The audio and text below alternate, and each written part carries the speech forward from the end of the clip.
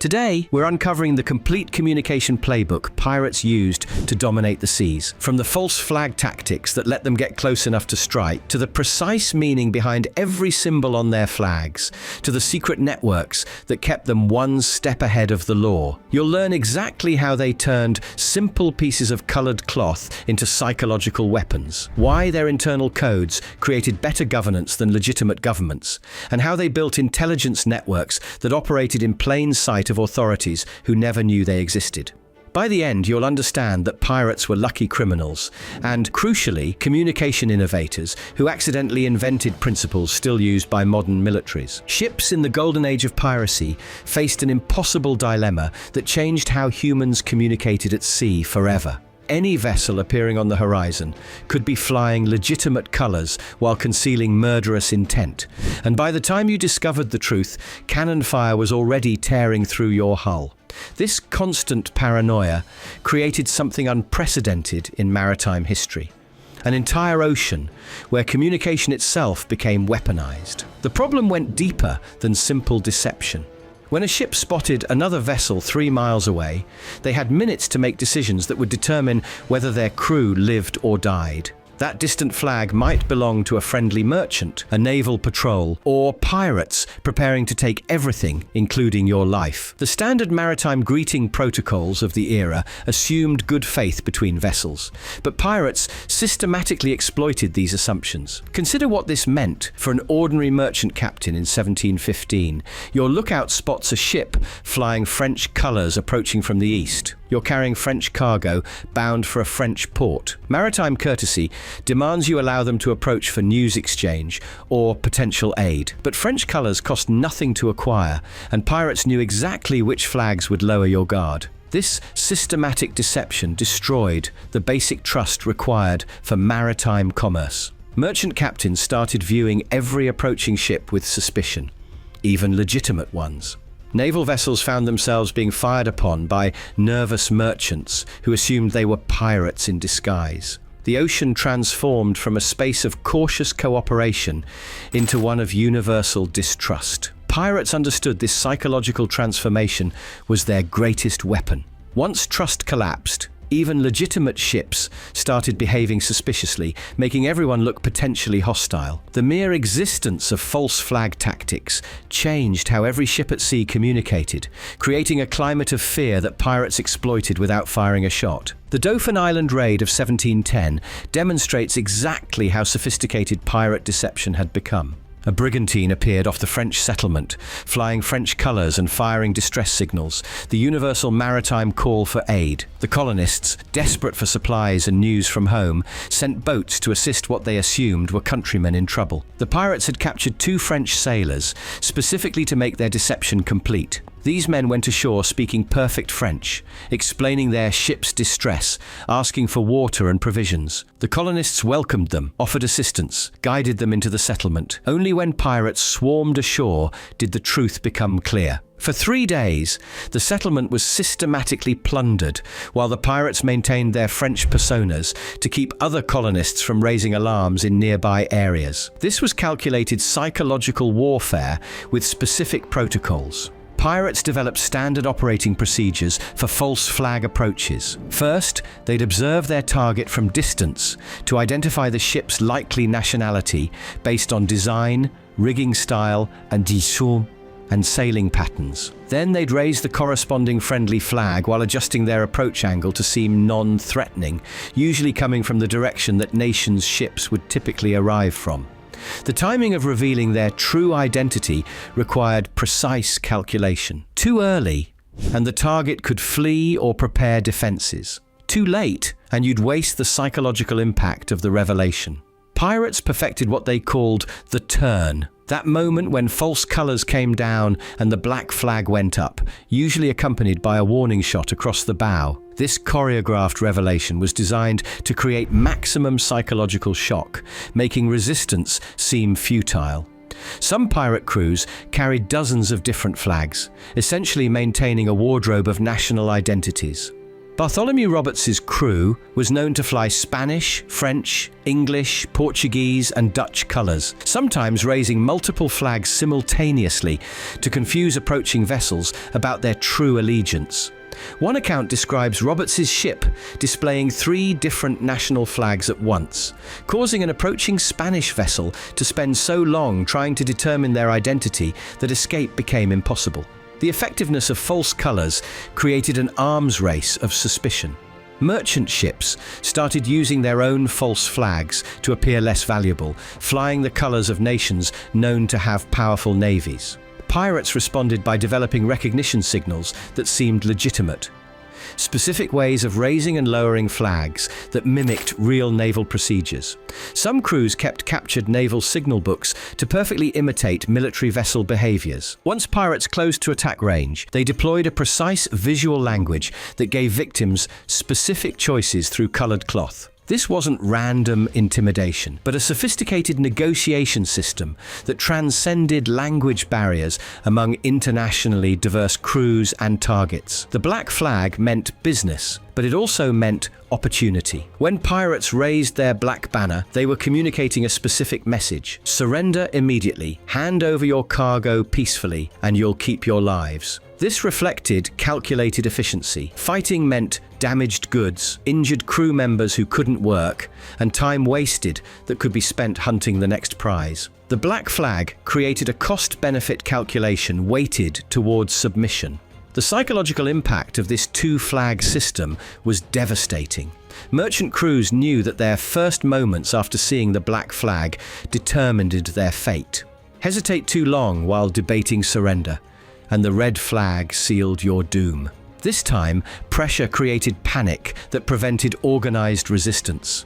Many crews mutinied against their own captains who wanted to fight, preferring to face pirates' mercy rather than their guaranteed wrath. Pirates refined this system with specific timing protocols. The black flag typically stayed up for a measured count that varied by crew. Some gave 2 minutes, others 5, but all had precise internal standards. Gun crews would stand ready at their cannons, slowly lighting their fuses as the countdown progressed, adding visual pressure to the temporal ultimatum. The moment the red flag went up, cannon fire followed immediately, demonstrating this wasn't negotiable. Some captains added intermediate signals to this system. Christopher Moody flew a red flag with gold symbols rather than plain red, suggesting violence but with potential negotiation room. Others would fire specific shot patterns. 1 shot meant prepare to be boarded. 2 meant stop immediately. 3 meant the red flag was coming next. These additions created a complex grammar of threat that sophisticated pirates could modulate based on their target's behavior. While projecting chaos externally, pirates created internal governmental systems through written articles of agreement that were more democratic than any contemporary navy or merchant vessel, representing one of history's most surprising organizational innovations. Every pirate ship operated under these written constitutions that crew members signed in elaborate ceremonies. The signing itself was communication through ritual. Taking oath on a Bible suggested traditional authority, on crossed pistols indicated martial law, on a human skull meant death before dishonor, while signing on a cannon barrel implied explosive consequences for betrayal. These documents functioned as social contracts performed through symbolic acts that bound diverse crews together. The articles from Captain John Phillips' ship survive in detail, showing sophisticated governmental structure. Every major decision required crew vote, from choosing targets to selecting officers to dividing plunder. The captain commanded during battle, but the quartermaster ran daily operations, creating checks and balances that prevented tyranny. This democratic structure was advertised in ports to attract sailors from legitimate vessels where they had no voice. Compensation schedules in the articles reveal remarkable social insurance systems. Loss of right arm earned 600 pieces of 8, left arm 500, right leg 500, left leg 400, and eye a 100. These figures were calculated values based on impact to future earning ability. Pirates created disability benefits centuries before most governments, understanding that crew loyalty required crew protection. The share system was mathematically precise and publicly transparent. A typical distribution gave the captain 2 shares, quartermaster 1.5, gunner 1.25, ordinary sailors 1 share each. Everyone knew exactly what everyone else earned, preventing the resentment that plagued naval vessels where pay was secret and often stolen by officers. This transparency was communication through structure, telling every crew member they were valued and protected. Forced recruits presented a special communication challenge. Skilled navigators, surgeons and carpenters were often pressed into service against their will. The articles handled this through elaborate theatre. Forced men would be made to sign under apparent duress, sometimes with pistols held to their heads, creating plausible legal defence if later captured. Some volunteers actually requested this theatrical forcing, understanding it provided protection while allowing them to enjoy piracy's benefits. The research shows these articles spread between ships through a kind of legal evolution. Successful clauses were copied, modified, improved. Bartholomew Roberts's articles influenced Edward Lowe's, which influenced Francis Spriggs's. Pirates were creating iterative governmental innovation through document exchange, developing increasingly sophisticated legal frameworks. Women presented particular challenges to shipboard democracy. Some articles banned women entirely, others allowed them under specific circumstances. Some granted them voting rights equal to men. Anne Bonny and Mary Read served on Calico Jack's ship with full crew rights, their gender known to all, suggesting the democratic principles could override traditional prejudices when practical need demanded. Despite being hunted as enemies of all nations, pirates maintained extensive communication networks on land that provided intelligence, supplies, and connections that gave them advantages no navy could match. Pirates developed what amounted to an international postal system, leaving messages in predetermined locations, using merchant ships as unwitting couriers, maintaining correspondence with agents in major ports. A pirate crew operating off Madagascar could receive intelligence about Royal Navy movements in the Caribbean within 3 months, faster than official naval communications of the era. The research documents pirates using established merchants as information brokers. These legitimate businessmen would buy pirate plunder at reduced prices, selling it through normal channels while providing pirates with intelligence about shipping schedules, cargo manifests, and naval patrols. This shadow economy created communication channels that connected pirate crews across entire oceans. Port Royal in Jamaica served as an information exchange where crews traded intelligence like a commodity. Pirates would share details about naval tactics, profitable routes, which merchants fought and which surrendered, creating collective knowledge that individual crews couldn't gather alone. This information market made each pirate crew smarter than their isolated operations would suggest. Madagascar's pirate colony at St. Mary's Island developed into a full communication hub by 1698, with permanent residents who maintained relationships with pirates, merchants, and even colonial officials. Messages could be left with trusted intermediaries who would hold them for months until the intended recipient arrived. This created asynchronous communication networks that functioned despite the slow speed of sailing ships. Pirates infiltrated colonial governments through bribery and blackmail, placing informants who warned of planned patrols or punitive expeditions. Some colonial governors were entirely in pirate pay, issuing false pardons and misdirecting naval forces. These corrupted officials became nodes in communication networks that gave pirates strategic warning of threats. The tavern networks in pirate-friendly ports served as informal intelligence agencies. Tavern keepers would collect information from drunk sailors, compile shipping intelligence, and sell it to pirate captains. Some taverns had hidden rooms where pirates could meet contacts without being seen, creating secure communication spaces within hostile territories. Even captured pirates contributed to the network through their trials and executions. Court testimonies were published in newspapers, spreading information about tactics, routes, and personalities throughout the maritime world. Pirates learned to use these publications strategically, providing false information under interrogation that would misdirect future naval operations when published. The network's sophistication appears in coordinated operations. Multiple pirate crews would converge on specific locations at predetermined times, suggesting long-range communication and planning abilities. The Republic of Pirates in Nassau coordinated fleet actions involving dozens of ships, requiring communication systems that could synchronize operations across hundreds of miles. The entire pirate communication system succeeded because it attacked trust itself, transforming the ocean from a space of cautious cooperation into one where paranoia became the only rational response. Every false flag incident created ripples of suspicion that spread far beyond the immediate victims. A merchant who survived a pirate attack would tell the story in port, spreading fear to other captains who would then view every approaching ship with increased suspicion. This suspicion made legitimate ships act defensively, which made them appear suspicious, creating a feedback loop of mistrust that pirates exploited. The flag systems worked because they created predictable frameworks within unpredictable violence. Merchants couldn't know which ship might be pirates, but once pirates revealed themselves, the black flag/red flag system provided clear rules that made surrender logical. This combination of uncertainty and certainty, chaos and order, gave pirates psychological advantages that multiplied their physical force. The personalized terror brands accelerated fear faster than ships could sail. Roberts's reputation reached ports before he did, making resistance seem futile before he arrived. This projection of force through communication meant pirates could achieve objectives without violence, preserving resources for future operations while building mythology that made future victories easier.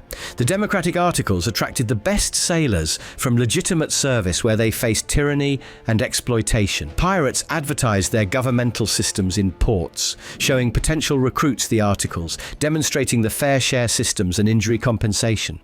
This transparent communication about internal organization made piracy attractive to skilled mariners who brought expertise that enhanced pirate effectiveness. The shadow networks provided intelligence advantages that offset pirates' numerical disadvantages. Knowing where rich cargoes would be, which routes navies patrolled, which merchants would fight or surrender, gave pirates efficiency that compensated for their smaller numbers.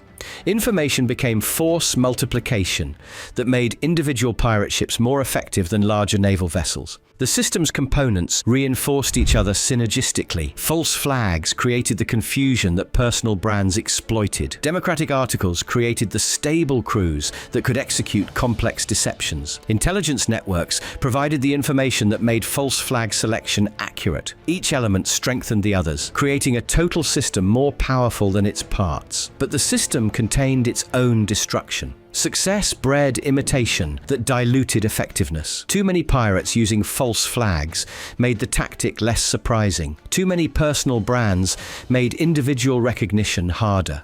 Too much democracy led to crew conflicts that destroyed discipline. Too extensive networks created security vulnerabilities that authorities exploited. The appointment of Woodes Rogers as governor of the Bahamas in 1718 marked the beginning of systematic counterintelligence that decoded pirate advantages. Rogers understood pirate communication systems from experience as a privateer. He corrupted the intelligence networks, planted false information, used the flag systems against pirates by creating confusion about which signals meant what.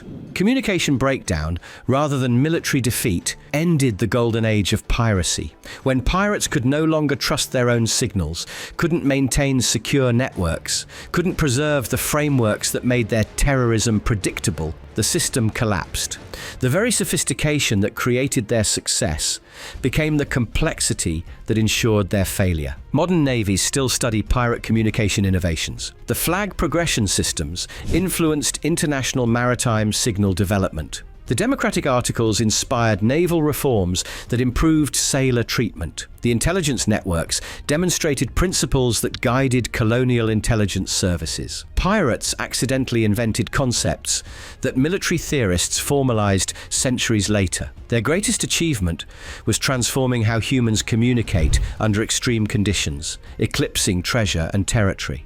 They proved that communication systems are weapons as powerful as cannon, that information asymmetry could defeat numerical superiority, that trust itself could be weaponized. Their legacy lives not in buried gold, but in the understanding that controlling communication means controlling conflict. The secret signals and codes pirates developed served as tactical tools and, more profoundly, a revolution in maritime interaction. They created the first globalized terror network, the first democratic military organizations, the first systematic use of psychological operations at sea. They were communication innovators who happened to be criminals. Every modern military concept, from psychological operations to information warfare to asymmetric conflict, has roots in pirate innovations. They demonstrated that small groups with superior communication could defeat large forces with superior firepower. They proved that controlling the message could be more powerful than controlling the seas. The ocean returned to relative trust after piracy's decline, but the innocence was gone forever. Every captain now knew that flags could lie, that signals could deceive, that communication itself could be weapon. Pirates had permanently changed how humanity interacted on the vast spaces where law couldn't reach, creating cautionary lessons about what happens when trust collapses and communication becomes combat.